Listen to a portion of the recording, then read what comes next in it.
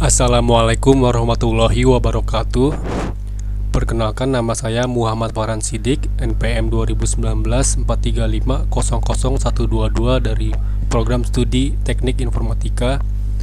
Pada kesempatan kali ini saya akan mendemonstrasikan aplikasi dari tugas akhir saya yang berjudul Sistem Pendukung Keputusan Siswa Berprestasi pada TK Al-Mustanir berbasis Java dengan metode Simple Additive Weighting. Langsung saja kita masuk ke pembahasan demonstrasi aplikasi.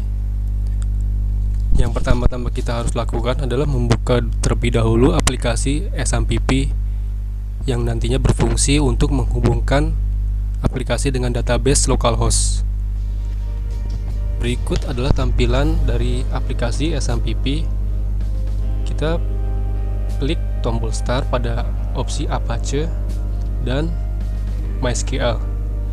Jika lampunya sudah berwarna hijau, maka artinya database sudah berhasil terhubung. Maka kita langsung saja membuka aplikasinya. Di sini karena saya sudah membuild terlebih dahulu aplikasinya, jadi tidak perlu lagi membuka ke dalam NetBeans. Kita klik dua kali. Nah, berikut adalah tampilan dari form login atau masuk. Di sini ada nama pengguna dan kata sandi.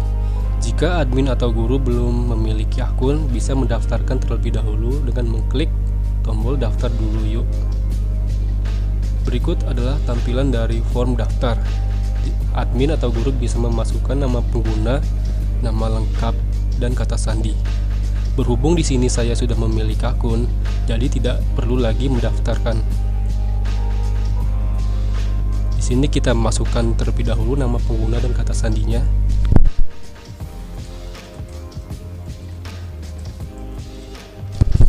Jika sudah, klik tombol masuk, maka akan ada notifikasi pesan berhasil login.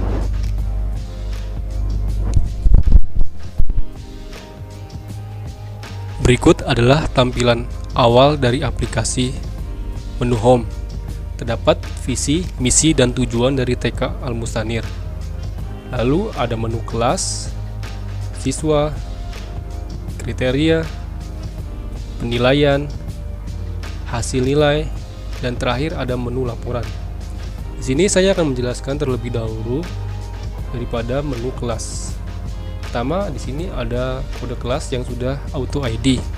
Lalu ada text file kelas dan wali kelas. Ada button add untuk menambahkan data, delete untuk menghapus data, update untuk mengupdate data, dan button clear untuk membersihkan text file. Di sini juga ada pencarian data berdasarkan kode kelas atau wali kelas. Di sini juga ada tabel kelas yang datanya sudah terinput sebelumnya. Kita akan mencoba menambahkan sebuah data baru. Misalkan kita akan menambahkan kelas C. Kita klik C dan wali kelasnya misalkan bernama Abdul. Jika sudah, karena kita ingin menambahkan data, maka kita klik tombol add. Maka akan ada notifikasi pesan data berhasil disimpan.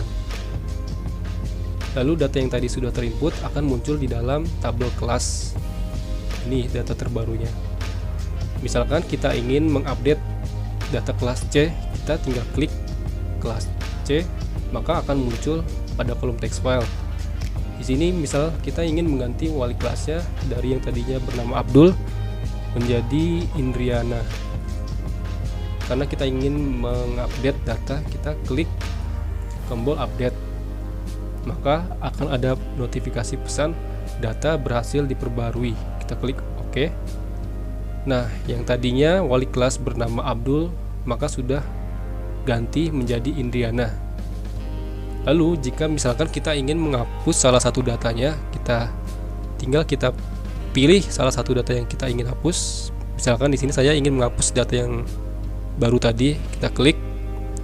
Lalu kita pilih button delete. Akan ada notifikasi konfirmasi ya. Apa Anda yakin ingin menghapus data ini? Maka kita klik yes. Data berhasil dihapus. maka data yang tadi sudah terinput tidak akan ada di sini lagi karena sudah dihapus. Di sini kita bisa mencari berdasarkan URL kelas dan wali kelas. Misalkan di sini saya ingin mencari dengan wali kelas bernama Nur Asia. Kita klik namanya Nur, maka table akan langsung memunculkan pencarian yang bernamakan wali kelas Nur Asia.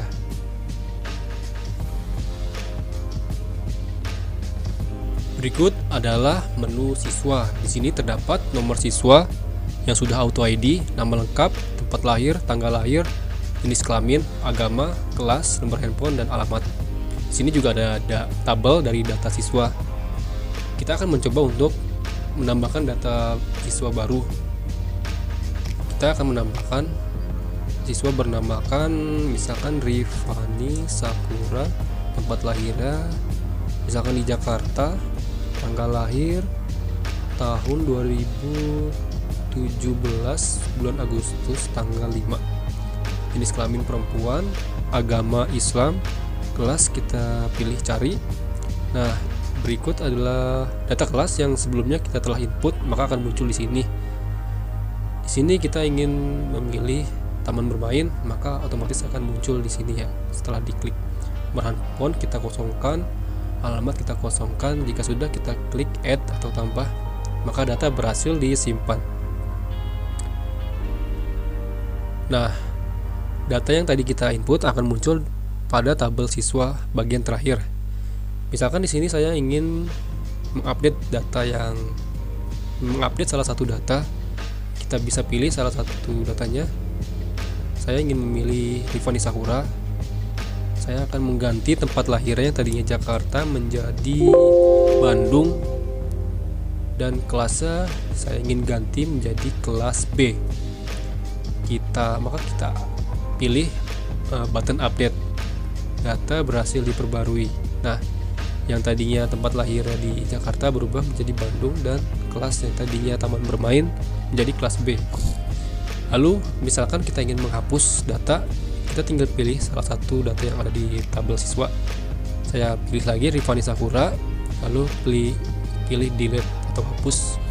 Apa Anda yakin ingin menghapus data ini? Yes. Maka data berhasil dihapus. Data yang tadi dalam tabel siswa akan hilang yang bernamakan Rifani Sakura. Di sini ada fitur pencarian yang berdasarkan nama atau kelas siswa. Di sini saya ingin mencari siswa yang bernamakan Hauzan Nabil. Maka tinggal ketik saja Hauzan, langsung muncul pada tabel siswa yang bernamakan Hauzan Nabil. Lalu kita masuk ke menu kriteria. Nah, di sini terdapat kode kriteria yang sudah auto ID, nama kriteria, jenis kriteria, bobot, dan ada tabel kriteria. Pada menu kriteria, kita hanya bisa melakukan update pada kriteria yang sudah ada. Kenapa? Karena jika kita ingin menambahkan kriteria baru, nanti akan berpengaruh juga di bagian penilaian, di bagian tepatnya nilai akademik dan nilai non akademik. Jika kita ingin menambahkan kriteria, maka di bagian nilai ini juga otomatis harus ditambahkan. Maka dari itu, untuk menu kriteria hanya bisa mengupdate atau mengedit kriteria yang sudah ada. Dan di sini kita biarkan seperti biasa kriterianya agar penilaiannya tidak berubah. Dan ini di sini jenis kriteria ada akademik dan non akademik. Bobotnya juga ada dari 15, 10 sampai 5. Ada catatan dengan total bobot nilai harus berjumlah 100. Jadi total bobot nilai keseluruhan dari ke-9 kriteria ini harus berjumlahkan 100 semuanya. Dan juga untuk nilai akademik diusahakan dengan memiliki bobot nilai 10. Lalu non akademik bisa 15 juga dan 10. Jadi intinya jika dijumlahkan bobot nilai harus sampai dengan 100, tidak boleh kurang dan tidak boleh lebih, agar tidak berpengaruh pada perhitungan normalisasinya nanti. Lanjut kita ke menu penilaian. Di sini terdapat menu penilaian yang berisikan nomor siswa, nama siswa, kelas, lalu ada penilaian nilai akademik dan nilai non akademik. Di sini saya menjelaskan terlebih dahulu nilai-nilainya. Di sini ada BSB yang artinya berkembang sangat baik. Nilainya itu berjumlah 100. BSA berkembang sesuai harapan, mempunyai nilai 80. MB yang artinya mulai berkembang memiliki nilai 60. Dan BB terakhir belum berkembang memiliki nilai sebesar 40. Di sini juga terdapat keterangannya. Terdapat juga tabel dari penilaian yang sudah berisikan data-data yang pernah terinput. Di sini juga ada fitur pencarian. Kita akan mencoba untuk menginput data baru. Tinggal kita klik tombol icon ini, maka akan muncul data siswanya. Di sini saya ingin memilih data siswa yang bernamakan Cindy Amalia. Kita klik, maka otomatis nomor siswa, nama siswa, dan kelas terisi tersendiri. Lalu kita tinggal memilih nilai-nilainya. Di sini huruf kita pilih BSH, angka juga sama, menggunting juga sama, hijayah kita pilih MB, warnai BSH, mengenal bentuk MB. Lalu nilai non akademik absensi kita pilih BSH, dan kemandirian BSB. Jika sudah, kita klik tombol add atau tambah, maka data berhasil disimpan. Data yang tadi akan masuk ke dalam tabel penilaian bagian terakhir ini. Misalkan kita ingin mengedit data, kita tinggal pilih salah satu saja dari tabel penilaian ini. Saya ingin memilih siswa bernamakan Cindy. Kita klik, maka akan muncul penilaian di sini dan namanya. Sini saya ingin mengganti ingin mengganti nilai huruf menjadi misalkan 100, maka kita pilih saja huruf. Kita pilih BSB karena BSB nilainya tuh berjumlah 100. Dan juga angka ingin saya ganti menjadi BSB juga yang bernilaikan 100. Jika sudah, kita klik update, maka data berhasil diubah. Nah, siswa bernamakan Cindy Amalia yang tadinya huruf dan angka nilainya berjumlah 80 sekarang menjadi 100 karena sudah kita ganti tadi. Lalu jika kita ingin menghapus salah satu data, kita tinggal pilih saja dalam tabel penilaian ini. Saya ingin memilih kembali siswa bernama Cindy. Kita klik, maka akan muncul sini. Kita hapus dengan mengklik button delete. Apa Anda yakin ingin menghapus data ini? Yes. Data berhasil dihapus, maka data penilaian siswa yang bernama Cindy Amalia sudah berhasil dihapus. Sini juga kita ingin mencoba mencari data berdasarkan nama dan atau kelas. Sini saya ingin mencari nama siswa bernamakan Zihan.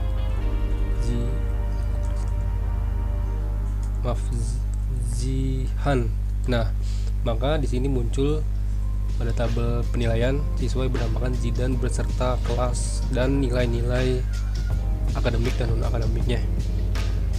Kita masuk ke dalam menu hasil nilai. Dalam menu hasil nilai terdapat tabel normalisasi dan tabel peringkat.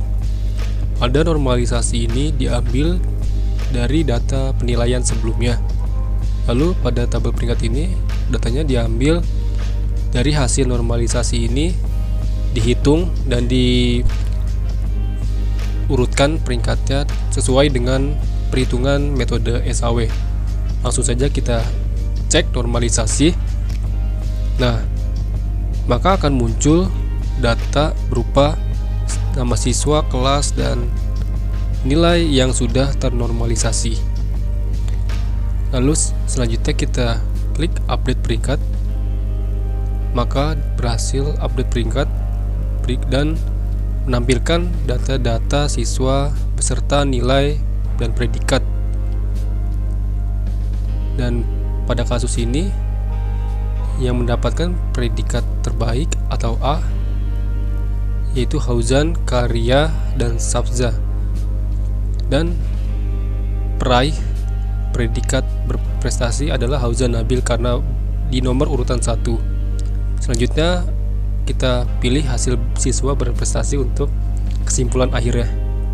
Nah, maka akan memunculkan informasi siswa yang berprestasi saat ini terpilih kepada Hauzan Nabil dengan nomor siswa SW04.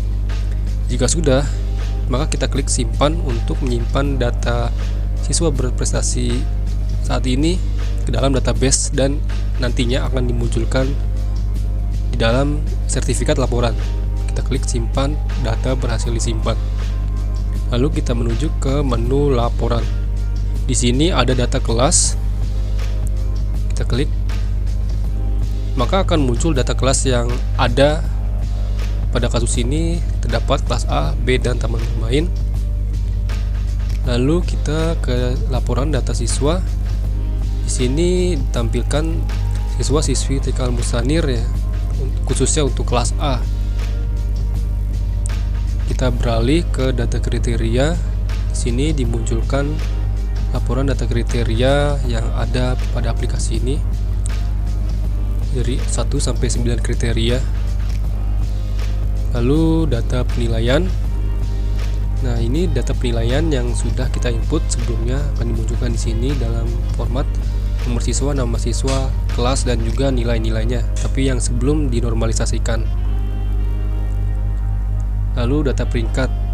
Di sini tampilkan laporan data peringkat yang mana peringkat 1 diraih oleh Hauzan Nabil dan urutan peringkat 1 sampai 11 terakhir yaitu Alsya Naufan Fikriah dengan predikat paling terkecil yaitu C dengan nilai akhir 63. Lalu di sini ada sertifikat.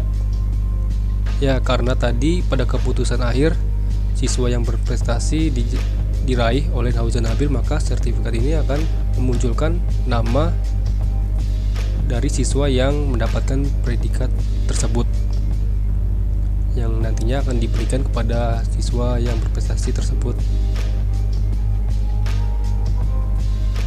Lalu yang terakhir ini ada tombol menu tentang yang berisikan panduan ya, cara untuk menggunakan aplikasi ya, dimulai dari memasukkan data kelas terlebih dahulu, data siswa alternatif atau nilai siswa, bobot, normalisasi sampai ingin mencetak laporan. Dan juga ada informasi dari pembuat aplikasi ini, saya sendiri Muhammad Fahlan Sidik dengan NPM 2019 435 00122. Ya, jika sudah kita bisa mengklik tombol keluar, maka ada notifikasi Anda berhasil logout dan dialihkan ke halaman login awal. Ya, sepertinya cukup seperti itu saja demonstrasi aplikasi dari tugas akhir saya. Kurang lebihnya saya mohon maaf. Assalamualaikum warahmatullahi wabarakatuh.